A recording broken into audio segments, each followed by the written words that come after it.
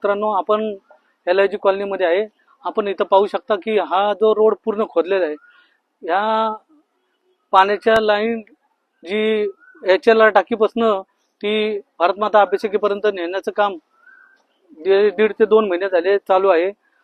खोदून पाईप टाकून झालेलं आहे, परंतु ह्याच्यावरती लोक आता पडतात, घसरून पडतात गाडी चालवताना, ज्येष्ठ नागरिक पडतात. खूप लोकांचे तक्रार आहेत. माझ्याकडे तक्रार आल्यानुसार मी या बाबतीत पाठपुरावा केलाय.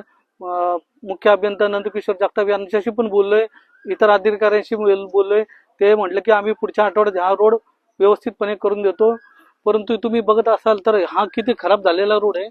इथून वरतून बघून खाली तुम्ही पुढं बघू शकता की किती वाईट परिस्थिती आहे.